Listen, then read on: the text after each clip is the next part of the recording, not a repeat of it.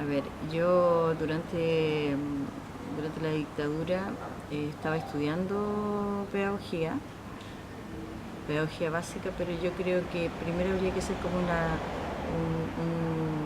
un recorrido histórico de lo que fue la persecución a los profesores durante la dictadura.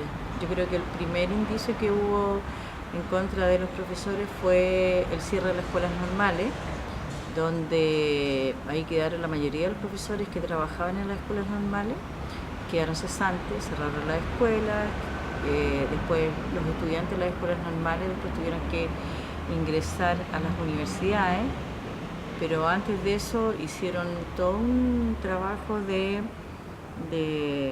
digamos, de limpieza, según decir, entre comillas, de aquellos profesores o aquellos estudiantes que eran, que eran eh, eran afines al gobierno de la Unidad Popular, donde quedaron afuera. Durante la dictadura fue una persecución fuerte a los profesores, debido a que los profesores trabajan con con educación, educan a los alumnos, entonces había mucho temor por los profesores, sobre todo aquellos profesores que pensaban distinto a lo que ellos eh, proclamaban, digamos, lo que era la dictadura.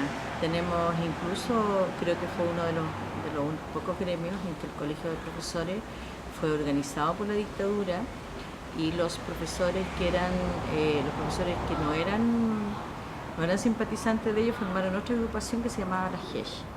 Durante todo ese periodo, aquellos profesores que participaban en la GESH fueron reprimidos.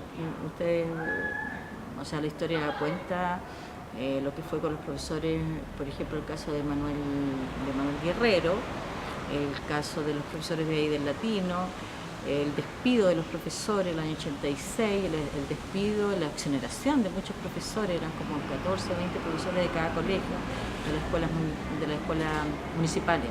Pero antes de eso también vino la municipalización, que también ahí venía, los colegios eran administrados por los alcaldes de cada comuna, y los alcaldes eran designados por la dictadura, por Pinochet. Entonces también ahí hubo una represión bastante fuerte y persecución a los profesores. Cambiaron lo que fue el plan de estudio, cambiaron el sistema curricular, sacaron asignaturas que eran elementales dentro de lo que era la educación tradicional y republicana en este país, lo que era educación cívica, filosofía, ese tipo de asignaturas fueron eliminadas o fueron rebajadas en su horario. Y eso como a grandes rasgos, pero también hubo muchos profesores que nunca más pudieron acercarse a sus colegios, directores de colegio por solo hecho de que eran directores y que eran simpatizantes del gobierno de la Unidad Popular, fueron detenidos, nunca más pudieron volver a sus lugares de trabajo, fueron asesinados. El Colegio de Profesores mantiene un listado de profesores detenidos, desaparecidos y ejecutados políticos.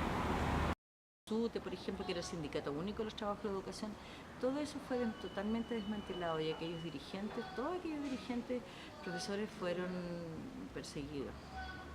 Era muy difícil hacer clase en esos tiempos, era difícil porque en todas las escuelas, en todas las municipalidades existía gente de la CNI, existía gente, porque los organismos de inteligencia tenían puestos en cada una de las municipalidades. Si alguna vez algún profesor disentía de alguna práctica que había que realizar, que estaba contra los principios, inmediatamente los profesores eran despedidos. A los profesores, con la municipalización, se les quitó el decreto 3551, la ley 3551, que recibían todos los funcionarios públicos como designación profesional. Por eso que hoy en día los profesores tienen un daño previsional enorme. Aún no se recupera eso. A ya 40 años del golpe militar, todavía los profesores están pidiendo lo que es, o sea, se les debe la deuda histórica. Y el daño profesional de los profesores también es inmenso, porque los sueldos eran bajísimos. Los sueldos durante la dictadura eran bajísimos. Y también sufrieron los profesores muchos profesores tuvieron que ir a trabajar a los colegios subvencionados, donde eran unos colegios colegios que así como afloraban, florecían en cada uno de los barrios con casas particulares y que generalmente eran directores, sostenedores de gente de derecha, que aún se mantienen. Y esos sostenedores contrataban a los profesores con sueldo casi era un poco menos, un poco más que el PEM y el POG de lo que se les pagaba. Así que yo creo que uno de los gremios más golpeados durante la dictadura fue el de los profesores.